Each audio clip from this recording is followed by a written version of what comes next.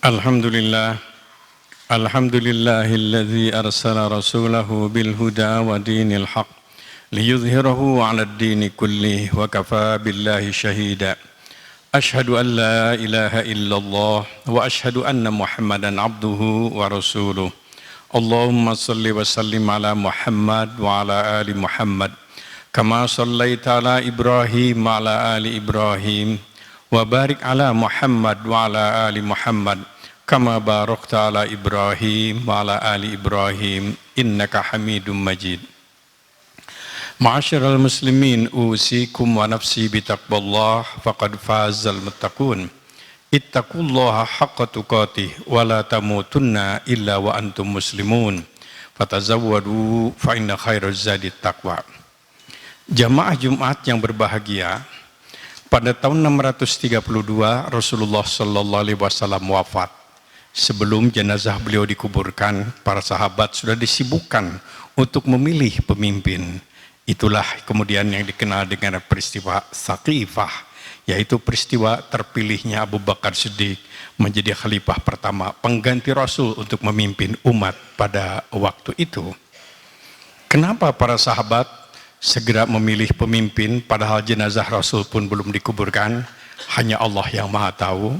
Para sahabat orang-orang soleh pasti itu adalah merupakan pilihan yang terbaik menurut mereka.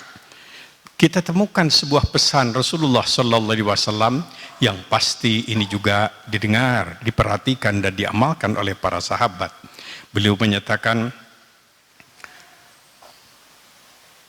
apabila 3 orang berada dalam sebuah perjalanan yang jauh, maka angkatlah salah seorang di antaranya menjadi pemimpin. Beliau juga bersabda, apabila ada 3 orang dalam sebuah perjalanan yang jauh, tidak halal perjalanan 3 orang mukmin dalam sebuah perjalanan yang jauh, kecuali salah seorang di antaranya diangkat menjadi pemimpin. Ada sejumlah hadis terutama yang diriwayatkan oleh Imam Hakim dan Al-Mustadrak, yaitu ajaran-ajaran pesan-pesan moral Rasulullah bahwa umat Islam perlu dan wajib punya pemimpin. Rasulullah Shallallahu Alaihi Wasallam menyampaikan juga pesan berulang kali tentang betapa pentingnya seorang Muslim, orang Islam itu memiliki sosok pribadi pemimpin. Umar pernah mengemasnya dalam sebuah pesan moral yang sering dianggap sebagai sabda Nabi, tapi menurut penelitian ini adalah pidato Umar yang tentu merujuk kepada pesan-pesan moral Rasulullah Shallallahu Alaihi Wasallam. Beliau berkata, la islama illa bil jamaah, wala jama'ata illa bil imarah, wala imarata illa bil ta'ah, wala ta'ata illa bil bai'ah. Islam tidak akan tegak tanpa adanya komunitas muslim, ada orang Islamnya, dan orang Islam itu komunitas muslim tidak ada artinya tanpa ada imam pemimpinnya, dan para pemimpin itu pun tidak berarti kalau tidak ada kepatuhan dari umat yang dipimpinnya. Dan kepatuhan itu baru akan ada apabila ada dukungan dan persetujuan dari rakyat yang dipimpinnya. Indah Umar menyampaikan pesan ini dan baik untuk kita renungkan dalam kehidupan kita. Isu pertama yang muncul di kalangan umat Islam setelah Rasul meninggal dunia adalah masalah kepemimpinan. Tapi kita pun tidak boleh lupa, isu pertama yang menyebabkan umat Islam bertengkar, berpecah belah adalah isu menyangkut kepemimpinan. Kalau kita membaca sejarah tentang Siffin, perang Jamal, perang Unta, kemudian juga Karbala, semuanya itu adalah isunya adalah menyangkut perbedaan tentang pilihan pemimpin. Kita juga bisa membaca sejarah Islam sampai sekarang. Isu kepemimpinan sering menjadi potensi untuk konflik di kalangan umat Islam. Betul, dalam sejarah Islam terjadi perbedaan pendapat, sedikit konflik soal-soal fikih, soal-soal furu', tapi tidak melahirkan sebuah pertengkaran yang berat, apalagi melahirkan sebuah perang, seperti isu menyangkut kepemimpinan itu. Abu Bakar terpilih pada waktu itu atas pilihan masyarakat tentu yang ada di Madinah pada waktu itu. Sebab tidak mungkin seluruh umat Islam datang ke sekitar Madinah pada waktu itu. Banyak pelajaran yang dapat kita ambil dari peristiwa Sakhifah. Ketika Umar dicalonkan oleh mayoritas untuk menjadi khalifah, karena dia punya keunggulan yang luar biasa. Tapi Umar justru menyampaikan, tidak, ada orang yang lebih baik dari saya.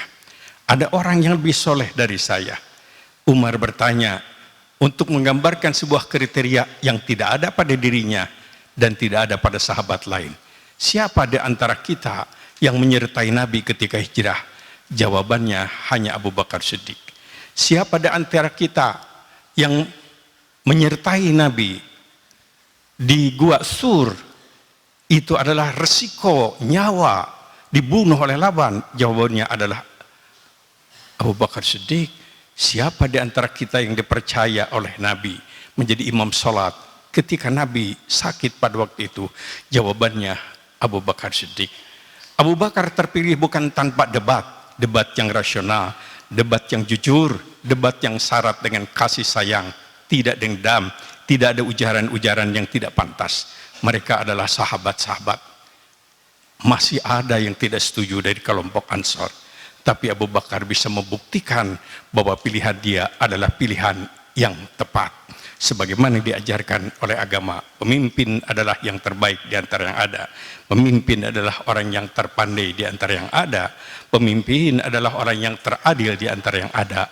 Adil itu penting dan sangat penting dimiliki oleh pemimpin. Cerdas itu penting, dan cerdas itu lebih penting lagi dimiliki oleh para pemimpin. Begitulah agama kita mengajarkan kepada kita. Ketika Abu Bakar Siddiq sakit, yang kemudian menjelang meninggal dunia, beliau juga melihat betapa pentingnya ini kehadiran pemimpin. Beliau melakukan sebuah terobosan. Pada waktu itu mengusulkan Umar menjadi penggantinya dengan syarat adalah harus disetujui oleh sahabat-sahabat yang sudah diuji coba tentang kesolehannya. Mereka yang sempat jalan kaki 500 km di tengah panas 52 derajat Celcius bulan Juli dan Agustus. Ketika Badar mereka berada pada pihak Islam berlawanan dengan musuh. Ketika Uhud juga mereka turut bersama dengan umat Islam. Ketika Khandaq juga mereka ada pada barisan umat Islam. Dan ketika peristiwa yang disebut Bai'atur Ridwan juga mereka percaya kepada Rasul, walaupun sebuah keputusan yang dianggap merugikan umat Islam karena kepercayaan penuh kepada Rasulullah sallallahu alaihi wasallam. Mereka bersepakat untuk menyetujui Umar sebagai khalifah yang kedua pada waktu itu. Abu Bakar berhasil melahirkan sebuah keputusan-keputusan yang visioner, keputusan-keputusan yang strategis, menyelamatkan mushaf Quran, menyatukan umat Islam, dan menyadarkan umat Islam bahwa umat Islam tidak hanya wajib sholat dekat kepada Allah, tapi wajib memberikan perhatian kepada orang lain, yaitu dengan menunaikan zakat secara istiqamah. Umar juga berjasa besar ketika beliau adalah memperluas daerah Islam, menata administrasi negara, dan yang luar biasa, ia adalah seorang pemimpin yang banyak berkorban daripada rakyat yang dipimpinnya. Ahli tarikh mencatat pidato-pidato beliau yang luar biasa, yang monumental. Abu Bakar Siddiq berpidato ketika ia dipilih menjadi pemimpin. Wahai manusia, kalian telah mengangkat saya jadi pemimpin kalian. Padahal saya bukan orang yang terbaik di antara kalian. Saya bukan orang yang paling soleh di antara kalian, tapi kalian berikan amanat kepadaku. Kalau kalian melihat aku berbuat dalam kebaikan, tolonglah aku. Aku lemah tanpa pertolonganmu, tapi seandainya kalian lihat aku berbuat dosa dan salah, luruskan aku dan patuhlah kepadaku selama aku patuh kepada Allah. Ketika aku tidak patuh kepada Allah, tidak ada kewajiban bagi kalian untuk patuh kepadaku. Umar bin Khattab menyampaikan pesan ketika beliau diangkat, disetujui oleh yang sekarang dikatakan ahlul halli wal aqdi, para senior, orang-orang soleh yang sepakat, bahkan beberapa di antaranya dijamin masuk surga tanpa harus dihisab. Umar menyampaikan juga sebuah pidato yang terkenal. Ia menyatakan, Begitu dia muncul menyampaikan sebuah pesan, tiba-tiba ada seorang Arab dusun menyatakan, "Hei Umar, takwalah kamu kepada Allah, takwa kalian kepada Allah." Para sahabat marah, ini orang betul-betul tidak sopan. Khalifah baru diangkat, dia sudah mengatakan demikian. Tapi apa kata Umar? Inilah mutiara dari Umar bin Khattab. Umar menyatakan, jangan dilarang, jangan dilarang, biarkan dia berkata. Tidak ada kebaikan bagi kalian. La khairu fikum. Kalau tidak ada orang yang bisa mengatakan kesalahan aku, meluruskan aku, dan tidak ada kebaikan bagiku kalau aku tidak menerima kritik dan saran dari rakyat. Umar menyatakan, saudara-saudara, barang siapa di antara kalian melihat kesalahan, melihat pelanggaran yang aku lakukan, luruskan aku. Maka berdirilah seorang Arab dusun yang tidak tahu sopan.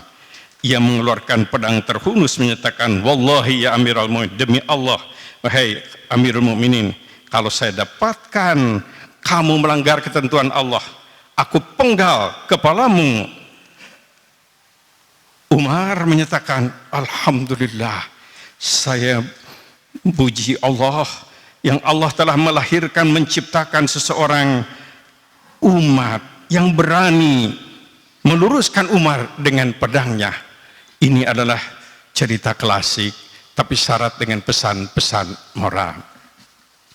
Jamaah yang berbahagia, Utsman bin Affan tampil sukses dalam waktu 7 tahun, tapi karena beliau sudah lanjut usia, setelah 7 tahun masa kekhalifahannya, rupanya sekitarnya lebih banyak menentukan daripada dirinya sendiri. Utsman adalah soleh.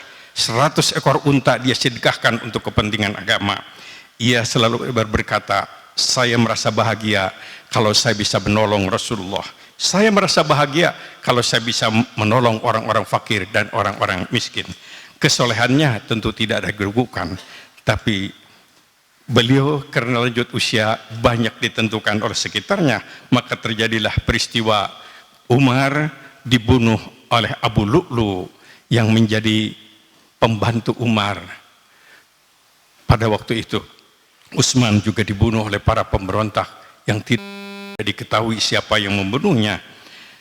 Ketika muncul Ali bin Abi Thalib, ia muncul sebagai man of the crisis, lahir dalam suasana politik yang tidak nyaman sehingga terlahirlah konflik di mana-mana. Allah Subhanahu wa taala memberikan bimbingan kepada kita tentang beberapa prinsip tentang kepemimpinan yang dalam kajian Islam ada yang disebut fiqhuz zi'amah, fiqhuz siyasah, fiqhul imamah, fiqhur riyasah, fikih kepemimpinan. Pertama yang harus menjadi prinsip dan pegangan setiap muslim adalah seperti yang dinyatakan oleh Allah dalam Al-Quran, surat Ali Imran 26. Qulillahumma malikal mulki tu'til mulka man tasha wa tanzi'ul mulka mimman tasha wa tu'izzu man tasha wa tudhillu man tasha biyadikal khair innaka ala kulli syai'in qadir. Katakan olehmu, wahai Allah yang maha kuasa di atas segala yang berkuasa, Engkau yang memberikan kekuasaan dan jabatan kepada orang yang Kau kehendaki. Kau rebut itu kekuasaan dari orang yang Kau kehendaki. Kau berikan kemuliaan kepada orang yang Kau kehendaki, dan Kau berikan kehinaan kepada orang yang Kau kehendaki. Engkau bisa berbuat apa saja sesuai dengan apa yang Kau kehendaki. Kekuasaan itu ada pada tangan Allah. Kekuasaan yang ada pada manusia adalah pendistribusian dari Allah. Kalau Allah tidak menghendaki seorang jadi pemimpin, usaha apapun dilakukan tidak akan berhasil. Sebaliknya juga kalau sudah Allah menghendaki, jalan itu akan datang dengan sendirinya seorang menjadi pemimpin. Tapi Quran mengisyaratkan kepemimpinan dan jabatan tidak identik dengan kemuliaan. Banyak orang yang tidak punya kemuliaan padahal punya jabatan dan kedudukan. Tidak sedikit juga orang punya kemuliaan padahal dia tidak punya kedudukan dan jabatan. Ini adalah Ali Imran 26 yang harus menjadi pegangan kita. Engkau yang berikan kemuliaan kepada orang yang Kau kehendaki, baik dia punya jabatan atau tidak. Dan Engkau pula yang merenggut kemuliaan itu, memberikan kehinaan, tuzillu, memberikan kehinaan kepada orang yang Engkau kehendaki. Oleh karena itulah Menurut ajaran Islam, usaha kita untuk bisa menjadi pemimpin hanya sekadar menjemput takdir Allah yang sudah ada di Lauh Mahfuz. Kalau kita memprosesnya dengan baik, keberhasilan menjadi keberkahan, ketidakberhasilan pun menjadi ibadah dan keberkahan. Sebaliknya, kalau kita mengambilnya dengan cara yang tidak baik, kalaupun berhasil tidak akan berkah, dan kalau tidak berhasil, apalagi tidak berhasil, maka dia pun akan mendapatkan penyesalan. Begitulah agama mengajarkan. Menurut Al-Quran dan Sunnah Rasulullah Sallallahu Alaihi Wasallam, kepemimpinan jabatan itu adalah pemberian dari Allah yang sewaktu-waktu bisa diambil oleh Allah. Apakah dirinya yang meninggalkan jabatan kepemimpinan atau jabatan itu yang meninggalkan dirinya? Yang kedua, kepemimpinan yang ada pada manusia itu sepenuhnya amanah, titipan dari Allah. Sebagai titipan harus dipertanggungjawabkan di hadapan Allah, dan tentu dipertanggungjawabkan kepada orang-orang yang mendapatkan, yang mempercayakan kepemimpinan itu kepada dirinya. Berbicara tentang amanah, Nabi SAW pernah menyampaikan pesan kepada sahabat Abu Dzar. Abu Dzar adalah seorang sahabat yang tidak pernah muncul menjadi pemimpin, tapi pasti dia orang yang soleh. Ketika ia berbicara tentang kepemimpinan, Nabi memberikan pesannya demikian: Ya Abu Dzar, innaka dha'if, innaha amanatun, wa innaha hizun, illa man akhadha bihaqqiha wa adda alladhi tumina biha. Abu Dzar, Anda ini lemah. Ingat, jabatan dan kepemimpinan itu adalah merupakan amanah dari Allah, dan setiap amanah jabatan kedudukan akan melahirkan penyesalan dan kesedihan, kecuali bagi mereka yang mengambilnya dengan cara yang baik dan dapat melaksanakan tugasnya dengan baik. Para sahabat sedang berkumpul bersama Rasulullah Sallallahu Alaihi Wasallam. Tiba-tiba spontan Nabi berdiri, sahabat pun terkejut. Kemudian belum menyampaikan sebuah statement yang mengejutkan. Hancur, tunggu tanggal kehancurannya, tunggu tanggal kehancurannya. Kalau amanah sudah disia-siakan, tunggu tanggal kehancurannya. Qalu, para sahabat serentak bertanya, Ya Rasulullah, apa yang Anda maksud dengan menyanyiakan amanah sampai menyebabkan umat menjadi hancur? Nabi menyatakan, Idza wusidal amru ila ghairi ahli fantadhiris sa'ah.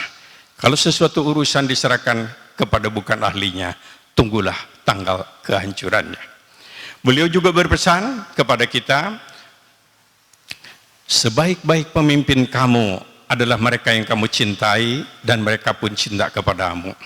Kamu hormat kepada mereka, mereka pun hormat kepadamu. Sejelek-jelek pemimpin kamu adalah mereka yang kamu benci, dan mereka pun sebetulnya benci kepadamu. Kamu melaknat mereka, mereka pun sebenarnya melaknat kamu. Inilah pesan-pesan Rasulullah Sallallahu Alaihi Wasallam yang disampaikan kepada umatnya, mestinya juga termasuk kepada kita yang merasa menjadi umat Rasulullah Sallallahu Alaihi Wasallam. Berulang kali Nabi menyampaikan pesan, pemimpin itu adalah sosok pribadi yang bisa banyak menentukan. Dalam sebuah pesan beliau ada dua golongan manusia yang banyak, yang apabila dua golongan itu baik, rakyat bisa menjadi baik. Tapi kalau dua golongan itu tidak baik, maka rakyat pun akan menjadi tidak baik. Sinfani minan nas, idza saluha saluhan nas, wa idza fasada fasadan nas. Dua golongan itu adalah, pertama adalah al-ulama, yaitu mereka yang ahli-ahli agama, para cendekiawan yang ahli agama, dan yang kedua adalah umara, para pemimpin. Allah Subhanahu wa Ta'ala yang menentukan segala-galanya. Kita wajib berusaha melaksanakan pesan-pesan Rasulullah Sallallahu Alaihi Wasallam, walaupun ketika kita melaksanakan amanah Rasul itu mungkin kita punya sejumlah perbedaan. Biarkan perbedaan, sebab perbedaan tidak dilarang. Yang dilarang itu adalah pertengkaran. Aqulu qouli hadza fastaghfirullahal-adzim, innahu huwal ghafurur rahim.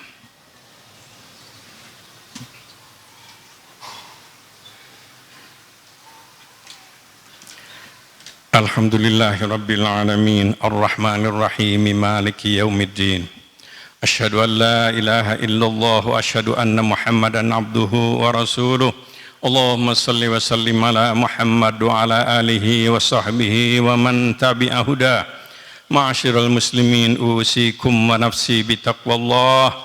faqad fazal muttaqun. Ittaqullaha haqqa tuqatih wa la tamutunna illa wa antum muslimun. Fatazawwadu fa inna khairaz zadi taqwa. Inna akramakum indallahi atqakum. Rasulullah sallallahu alaihi wasallam awal membangun masyarakat Madinah adalah dengan membangun masyarakat yang demam masjid. Masyarakat yang mu'allakun bil masajid, yang selalu komit dengan masjid, yang cinta masjid, yang banyak berkumpul di masjid. Di dalam masjid itulah Rasulullah sallallahu alaihi wasallam memberikan pesan-pesan moral dan sekaligus memberikan contoh kepada umatnya bagaimana hidup bermasyarakat melalui pelajaran sholat. Sholat yang berkualitas, sholat fardu yang berkualitas itu adalah sholat yang punya imam, pemimpin. Dan bagaimana cara memilih imam, Nabi menyatakan akhrakum, orang yang terbaik bacaannya, ilmunya, juga pertimbangkan tentang usia, senioritas. Kemudian Nabi juga mengajarkan siapa orang yang paling tahu keadaan makmum di tempat itu. Ketika seseorang itu sudah diangkat menjadi pemimpin, maka kewajiban umat atau jamaah adalah patuh kepada imam pemimpin. Innama ju'ilal imam liyutamma bihi. Imam itu dilahirkan untuk dipatuhi oleh makmumnya. Ketika seorang bermasbuk, begitu Allahu Akbar, makmum imam sudah ruku, maka ia wajib ruku dan dia mengurangi, nanti menambah kekurangannya itu setelah imam membaca salam. Dia setiap makmum tidak hanya wajib memilih yang baik dan patuh kepada pemimpin yang baik, ia juga harus punya keberanian untuk meluruskan imam yang salah. Ketika imam salah dalam struktur salat, maka ia harus mengemasnya dengan nasihat yang baik. Subhanallah, maha suci Allah. Makna yang tersirat, yang maha suci cuma Allah. Engkau telah melakukan kesalahan. Ketika bacaan salat, maka diluruskan bacaannya. Hadis menyatakan kalau pemimpinmu salah, pegang tangannya, bawa ke tempat sunyi, berbisiklah supaya dia merubah kesalahannya itu. Dan kemudian ketika imam itu salah, batal wudhu atau batal sholat, maka harus ada seorang makmum yang berani tampil menggantinya. Begitulah agama mengajarkan kepada kita pelajaran yang sangat sederhana, tapi ternyata ini memberikan pelajaran yang sangat berharga. Rasulullah sallallahu alaihi wasallam membiasakan umatnya, sahabatnya pada waktu itu patuh kepada imam, keberanian mengoreksi imam, dan siap mengganti imam dan pemilih imam sesuai dengan ketentuan-ketentuan yang bernuansa akhlak yang baik dengan nuansa semangat ketakwaan kepada Allah Subhanahu wa taala. Mudah-mudahan pelajaran sejarah ini memberikan pelajaran kepada kita semuanya, dan semua kita meyakini bahwa segala-galanya ditentukan oleh Allah Subhanahu wa taala. Kita hanya wajib ikhtiar dan usaha. Keputusan Allah pasti keputusan yang terbaik untuk kita. Kalau apa yang terjadi sesuai dengan keinginan kita, kita bersyukur. Kalau ternyata juga tidak sesuai dengan keinginan kita, kita pun harus bersyukur. Karena Allah tidak mungkin zalim. Allah pasti memberikan yang terbaik kepada hamba-hamba yang baik.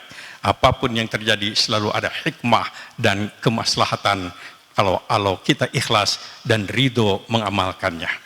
Kepada Allah kita berserah diri, mudah-mudahan Allah selalu memberikan bimbingan dan pimpinannya. Allahumma ighfir lil muslimina wal muslimat wal mu'minina wal mu'minat al ahya'i minhum wal amwat. Allahumma rabbana la tuzigh qulubana ba'da idh hadaitana wa hab lana min ladunka rahmah innaka antal wahhab. Allahumma arinal haqqa haqqan warzuqna ittiba'ah wa arinal batila batila warzuqna ijtinabah. Allahumma a'izzal islam al muslimin wa khudhul man khadhal al islam al muslimin. Allahumma ansur man nasr al islam al muslimin wa ahlik a'da'aka a'da'id din. Allahumma ansur ikhwanana fi Palestin wa ansur ikhwanana fi biladihim. Rabbana la tu'akhidhna in nasina aw akhtana. Rabbana wa la tahmil alaina isran kama hamaltahu ala alladhina min qablina. Rabbana wa la tuhammilna ma la taqata lana bi wa'fu 'anna waghfir lana warhamna anta maulana fansurna 'alal qaumil kafirin. Rabbana atina fid dunya hasanah wa fil akhirati hasanah wa qina adzabannar.